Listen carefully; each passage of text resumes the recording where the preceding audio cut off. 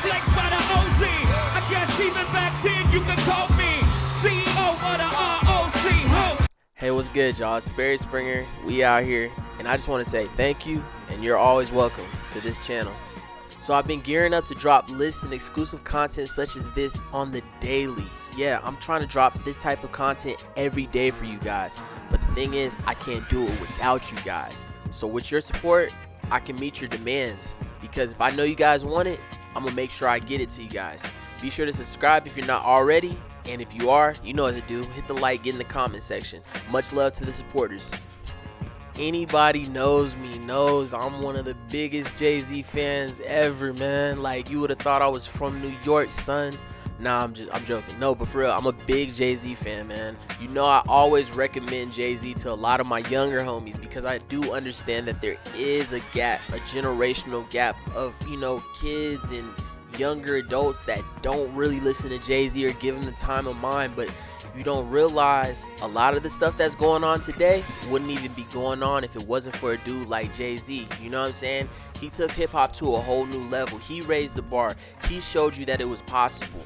And because Southern hip-hop took over and it just had a stronghold on the rap game in all these following eras, young kids in this young generation never really gives JayZ his full just due and looks at him the same way they look at, you know, a Master P and Cash Money Records. JayZ did the same exact thing that they did.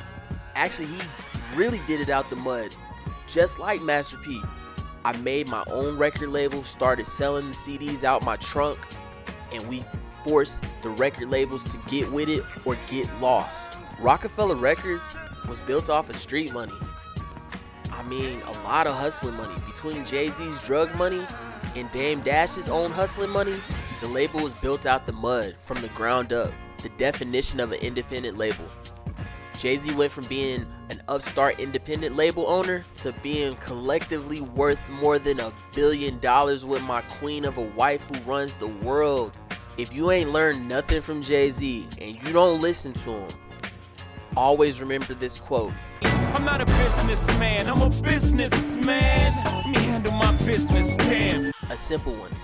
I will not lose. JayZ said that, and he been winning ever since. Here's 10 facts about JayZ that you may have or may have not known. Although JayZ didn't graduate high school and he dropped out to pursue the streets, when he was enrolled, he went to George Westinghouse High School in Brooklyn, New York. This is the same high school he's attending with two other iconic rappers before they all become bigger than life. He goes to the same high school with Busta Rhymes and Notorious B.I.G. Small world, huh? And it's said that him and Busta Rhymes had multiple battles in the cafeteria when it came to freestyling. JayZ and Biggie, as close of friends as they were, and as much of an inspiration as Biggie was to JayZ, they only got the chance to collaborate on 2 released songs.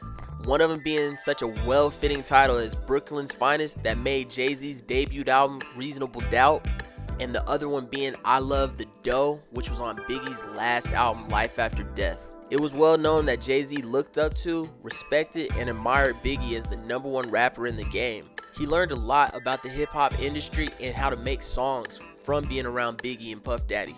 And still to this day, JayZ finds any chance he gets to pay homage to the Notorious B.I.G. when it comes to rap and his legacy. When JayZ was 12 years old, he shot his 16-year-old brother because he stole from him. And I found this out by reading his Decoded biography book years ago. You can really look into it online if you want to, but it just shows you that, you know, he shot his own family. JayZ really is a cutthroat type of dude. In 2001, at what seemed to be the peak of his rap career at the time, we're talking about Big Pimpin' is out. Volume 3, his album's finna drop. JayZ ended up at a nightclub and saw somebody that he knew was bootlegging his album, which was a record executive, and stabbed him. Yeah, you're on top of the world. Your music video is being played everywhere. You're all on the radio, and you're still stabbing people. That's some street mentality stuff, man. I think he had a flashback and was really treating rap like it was the streets and looking at it as if it was like selling drugs or something, because that's when you stab somebody over your product. So maybe it makes a little bit more sense than H to the Izzo when he says he beat them charges like Rocky. Or, you know, the song Guilty Till Proven Innocent with R. Kelly when they did the Best of the Both Worlds project. I mean, on R. Kelly's end, it's a little messier than JayZ's, but Yeah, let me just get away from that. I thought this was America, people. Yeah. Guilty until proven innocent, huh? That's how we working, huh? Okay. JayZ was known to ghostwrite for a lot of the artists that he was working with, you know, such as Memphis Bleak and Foxy Brown, because they were so young at the time when he was working with them. But a lot of people didn't realize JayZ ghostwrote Still DRE by Dr. Dre and Snoop Dogg. The whole song, verses and the hooks, that's all JayZ. From 1996 till 2003, JayZ dropped an individual solo album every single calendar year. And if you include Collision Course, the collaboration project with the rock group Linkin Park, he did it 8 consecutive years, because that's what he dropped after the Black Album. This is during a time when rappers usually drop an album, give you their all, and then fall back until they got something just as great as whatever they just did. So this is so impressive that JayZ was able to maintain that quality content and keep giving you a full plate of music every year. September 11, 2001 was one of the worst American tragedies in history. And on that same day, September 11, 2001, JayZ released what was critically acclaimed his best work yet, and still to this day some people's favorite album by the rapper, The Blueprint. A soulful and lyrical bar-raising project that changed JayZ's career and also started careers, like an unknown producer from Chicago who produced 6 joints on the album. Yep, The Blueprint introduced Kanye West. The album would go on to sell 427,000 copies in the first week and be his 4th consecutive #1 rap album on Billboard.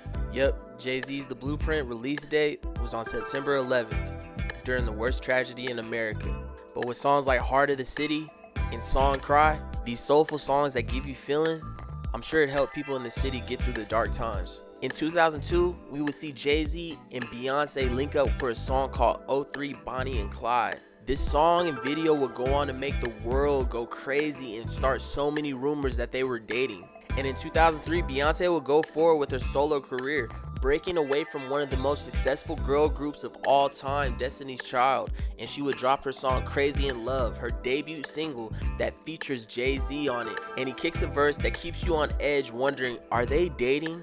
So come to find out, JayZ and Beyonce communicated on the phone and just built a friendship and a relationship for 2 years until they made it official in 2004 that they were an item. I had to kick this fact because I feel like some of the best relationships I've ever been in, and I'm sure you can agree, are the ones where it's just for you guys, where you don't be worried about letting the world know and all in a rush to, you know what I'm saying, make it official and stuff. You're just going with the flow and building something strong. Maybe that's why JayZ and Beyonce still are lasting to this day. In 2004, JayZ was named the president of the classic hip-hop legendary label Def Jam. As he would go on during his presidency of the label for the next 3 years, he would find many artists and give people their chances, but it was 2 artists that really stuck out during JayZ's term as president of the label. A R&B singer from Barbados named Rihanna, and a down south rapper from Atlanta calling himself the Snowman, talking about young JayZ. JayZ and Rihanna are definitely JayZ's brightest moments of being the Def Jam president, and it showed that he really had an eye for talent. And it's only right for the #1 fact we speak about JayZ's first #1. That I most definitely from.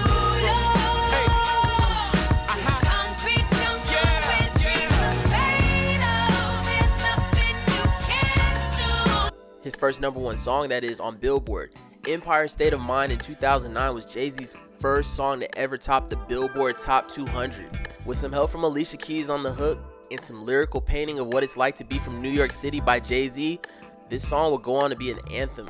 Even if you weren't from New York City or never been there in your whole life, everybody wants to be a part of Empire State of Mind.